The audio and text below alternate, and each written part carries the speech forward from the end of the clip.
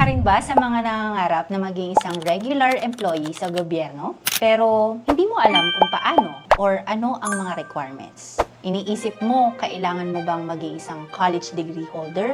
Or kailangan mo magkaroon ng civil service eligibility? O hacker kaya? Sa video na ito ay sasagutin natin ang mga katanungan na yan dahil ibabahagi ko ang mga step-by-step process kung paano makapasok bilang isang regular na empleyado sa gobyerno, mula hiring process hanggang sa requirements. So, kung gusto mong malaman ay para sa iyo ang video na ito. Unang-una, ano nga ba ang regular employee sa gobyerno? Kapag sinabi nating regular employee, sila yung mga may permanent status. Ibig sabihin, may job security, may opportunity for career growth, and mas marami ding personal benefits. And if you will compare it with an employee under contractual or casual status, merong time duration ang contract and mas limited yung mga benefits na maibibigay sa kanya. Pero paano nga kaya makapasok as regular employee sa gobyerno? Ito ang mga kailangan mong gawin. Una, sa government, ang job vacancies ay tinatawag din na Bulletin of Job Vacancies. Dito nakapublish ang mga positions or vacant positions na pwede mong applyan. Usually, nakapost ito sa website ng government agency or sa mga social media pages or sa mga bulletin boards mismo na makikita doon sa government office, or po pwede rin naman na nakapost din ito sa mga job hunting sites like JobStreet and etc. Ang goal nila, bakit nila ito pinopost, is to entice more applicants para mas marami silang choices or mas marami silang candidates doon sa position na iyon. Sa case ko naman, 9 years ago, nalaman ko na may job opening sa ospital na pinagtatrabahuhan ko kasi ninotify ako ng HR na meron daw vacant position for admin assistant 1. So I was a job order that time, kaya naman with the advice of the HR, in-applyan ko yung position. Pero actually parang sumunod na lang ako sa kanila dahil wala naman akong plano na magtagal doon sa ospital na yun. Pero look at me now, 9 years from that time, nasa government pa din ako. After ng first step, so after mong malaman na may job opening, of course, i-check natin kung ano yung mga requirements and qualification. So that is our number 2 step. So sa bulletin of vacancies na binabanggit ko kanina, ito yung itsura. So dito makikita mo yung column for the vacant position, ano yung salary grade, ano yung educational requirement, ano yung mga trainings na required, as well as the competencies and the work experience. So isang document lang ito na naglalaman ng lahat ng mga information na kailangan mong malaman para ma-applyan mo yung position. And ang qualifications at requirements ay laging didepende sa posisyon na ina-applyan mo. For example, ako, noong ako ay nag-apply for entry position which was Administrative Assistant 1 noong 2016, ang requirement lang for that position in terms of education ay una, 2-year course graduate ka. And by the way, I am a college graduate that time. And in terms of training, since entry position ito, hindi required ang training as well as work experience. So if you are a fresh graduate and Administrative Assistant 1, yung iyong ina-applyan, pwedeng-pwede dahil ito ay entry position. Although, if meron kang higher educational attainment at meron kang mga trainings and work experience related sa mga clerical or administrative tasks, that would be your advantage. Kasi, syempre, mag-a-assume yung government agency na nag-hire na mas alam mo na yung ginagawa mo. But again, the requirements and qualifications will depend doon sa position na ina-applyan mo. Pero kung i-compare naman natin yung qualifications at mga requirements for another position, say example, Nurse 1, of course, mag-iiba na naman ang requirements. So for education, for Nurse 1, ang nire-require niya, dapat ikaw ay nakapagtapos ng Bachelor of Science in Nursing. And in terms of work experience, hindi naman nila ito nire-require dahil ito ay entry position. So welcome ang mga fresh grads. However, you have to have PRC license as a registered nurse dahil ang requirement sa eligibility ay RA 1080, meaning kung ano yung corresponding na PRC license for a nurse. Sa work experience and training ay hindi rin po required for Nurse 1 since this is an entry position. Pero kapag nag-level up ka na ng Nurse 2, Nurse 3, Nurse 4, syempre tataas din po ang ating mga requirements for those positions. And also, by the way, I was a licensed professional teacher. Pero sa ngayon ay hindi ko na siya pinapractice. Pero during that time when I applied for a permanent position sa government, yun yung ginamit ko na equivalent for civil service eligibility. Hindi na ako nag-take ng civil service exam just to enter the government kasi meron na po akong PRC license. And that is allowable under CSC regulations. Sa Bulletin of Vacancies, makikita nyo din na wala namang backer na kailangan kapag ikaw ay mag-a-apply sa government. Kailangan mo lang talagang i-comply yung mga requirements, qualifications, at saka technical competency. So, hindi kailangan ng backer para ikaw ay ma-hire sa government.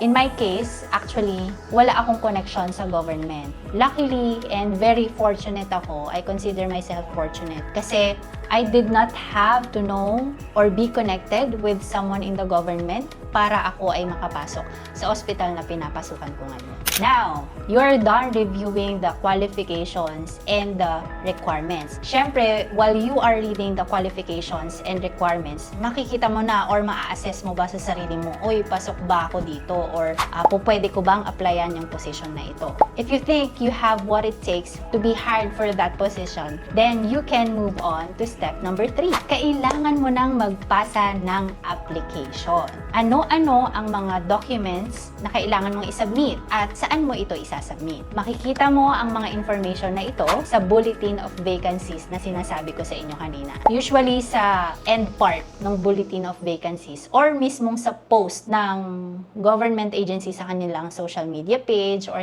sa kanilang website. And ang usual na pinapapasa nila ay ang letter of intent, address to the head of the agency na ina-applyan mo. Letter of intent, so dito nakalagay yung pagsisignify mo ng or pag-express mo ng intent mo or intention mo to apply for that position. So doon mo na din i-highlight kung ano yung iyong qualifications, ano yung work experience mo, and papaano ka makakatulong sa government na papasukan mo kung ikaw ay ma-hire. So parang this is your way para ma-showcase kung ano yung meron ka as an applicant. And of course, kailangan mo ding i-attach doon ang iyong personal data sheet. Attach din sa personal data sheet ang iyong work experience sheet. So ang mga forms na ito ay downloadable sa Civil Service Commission website. And ang mga information na hinihingi dito ay parang kamukha din ng mga information na hinihingi sa isang biodata or sa resume actually. Kung sa private offices, resume yung hinahanap or biodata, sa government agency, ang nire-require naman nila ay personal data sheet at saka work experience sheet. Kailangan mo ding mag-submit ng mga certificates of trainings if required yon sa position na ina-applyan mo. However, if hindi naman siya required, that is optional. Pero kung hindi naman required, pero meron kang mga related trainings, pwede mo pa rin i-attach yung certificate of trainings mo na yon. Because as I've said earlier, edge mo yon during the recruitment and selection process. Kailangan mo ding isubmit yung PRC license mo if yon ang nire-require ng position na ina-applyan mo or civil service eligibility certificate. So, depende yon again doon sa nire-require ng position na ina-applyan mo. And also, the list of requirements that you have to submit will depend doon sa agency. So, kung ano yung mga nakalista doon sa Bulletin of Vacancies, yun yung mga susundan ninyo or mga documents na kailangan nyong isubmit sa kanila. Kung saan natin isasubmit, doon din po nakalagay sa Bulletin of Vacancies. So, for example, itong binigay kong example kanina, kailangang mag-submit ng aplikante personally sa HR office ng government agency na ito or po pwede nilang ipa-courier yung mga documents for their application. Pero I have to inform you guys na, again, depende doon sa agency na ina-applyan nyo. Because there are government offices nag-a-accept na po sila ng online application applications. While there are some government agencies naman na physical copies pa rin or personal copies pa rin yung tinatanggap nila in terms of application documents. During my time, physical copies pa rin yung mga sinubmit ko kasi katabi ko lang naman ng HR noon. So, I have no reason para mag-send via email, and also since yun naman yung requirement ng HR to send the documents physically sa kanilang office. And also, another tip, kapag kayo ay nag-fill out ng personal data sheet, ensure nyo na kompleto lahat ng fields kasi it shows kung gaano kayo ka-meticulous doon sa trabaho ninyo. So, kung little details in terms of filling out a form, hindi nyo napapansin, then what more kung gagawa na kayo or ma-assign na kayo doon sa trabaho na ina-applyan ninyo, di ba? Parang is an indicator that you are meticulous, you are detail-oriented, and at the same time, you put premium doon sa quality ng mga documents na pinoproduce mo. So, kailangan nyo siyang i-prepare ng maayos. After mong magpasa ng requirements, syempre meron ka ding other applicants na kasabay. I-screen lahat yon ng HR isa-isa and i-check nila kung sino yung pwedeng pumasok sa next stage. So our next step is the written examination. If na-notify ka for an examination, then therefore, pasado yung mga documents na pinasa mo. Sa notification na matatanggap mo, depende yan, either tawag or text or email, dapat nakalagay yung details like the date, the time of the exam, at kung saan ito gaganapin. And also, I would like to inform you na ang test sa mga government agencies ay hindi pare-pareho. Depende yan doon sa ina-applyan mo. But my tip for you is to review kung ano yung mission, vision, at saka yung strategic direction ng hospital kasi baka lumabas yun doon sa examination. And at the same time, you have to review yung mga general information about being a government employee and government works in general. Kasi there might be or there are chances na lumabas ang mga items related to that.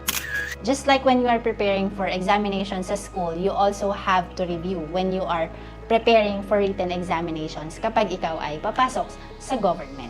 And noong nag-exam ako, as much as I want to share, baka kasi may makanood na taga-HR, hindi ko siya pwedeng i-spill because that is a violation. Kaya, I'm sorry, but my tip is that you review yung mga batas related sa government, like, pwede mong i-review yung RA 6713. Some of the items sa civil service exam ay about the RA 6713, which is about ethical standards for public officials and employee. Other than that, you also have to review yung vision, mission, goals ng government office na iyong papasukan. And also, of course, you also have to consider na baka may items na lalabas doon sa examination related naman doon sa posisyon na ina-applyan ko or ina-applyan mo. So, for example, administrative assistant 1.